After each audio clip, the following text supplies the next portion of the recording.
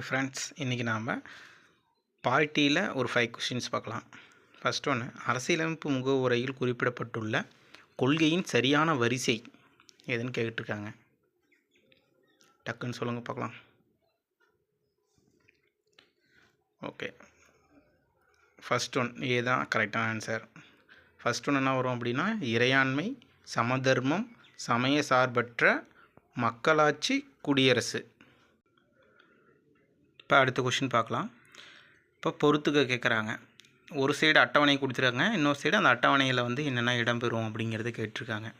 First ஒன்று என்ன கேட்டிருக்காங்க, 12வது அட்டவணை. 12வது அட்டவணையில் என்ன இருக்கும்? நகராட்சிகள். 11வது அட்டவணையில் பஞ்சாயத்து. ஓகே, 10வது அட்டவணையில் என்ன இருக்கும்? கட்சித்தாவல் தடை சட்டம். 9வது அட்டவணையில் நிலச்சீர்திருத்தம். ஓகே, அடுத்தது பார்க்கலாமா? பின்வருவனவற்றில் தவறானது எது? குடியுரிமை இழப்பு பற்றி 5 வழிமுறைகளை இந்திய அரசியலமைப்பு கூறுகிறது. இதுதான் தப்புன்னு பார்த்தாலே தெரியுது. நம்ம அடுத்து படிப்போம்.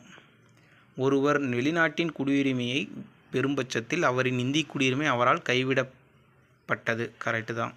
ஒரு இந்திய குடிமகன் தாமாக முன்வந்து வெளிநாட்டின் குடியுரிமையை பெறும் பட்சத்தில் அவரது இந்திய குடியுரிமை தானாகவே முடக்கப்படுகிறது. கரெக்டு.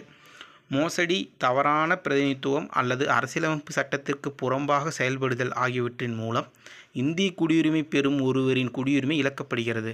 இதுவும் சரியாக தான் இருக்குது. இப்போ ஃபஸ்ட்டு ஒன் தவறுங்கிறத சொல்லிடலாம். குடியுரிமை பெறுதல் தான் 5 வழிமுறைகள் இருக்கும். குடியுரிமை இழத்தல் 3 தான் இருக்கும். அடுத்து பார்க்கலாம். இந்திய அரசமைப்பு சட்டமானது பிற அரசமைப்பு சட்டங்களில் இருந்து சூறையாடி செய்யப்பட்டது என கூறியவர் யாருன்னு கேட்டிருக்காங்க.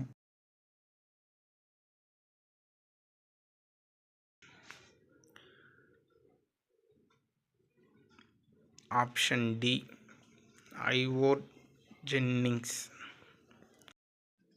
அடுத்து பொறுத்துக. முகவுரிமை திருத்த சட்டம் 1976, குடியுரிமை சட்டம் தெரியும் 1955, அனைவருக்கும் கல்வி சட்டம் 2002 கொண்டு வந்தாங்க. மத்திய மாநில அரசு உறவு குழு எப்படின்னா 1969.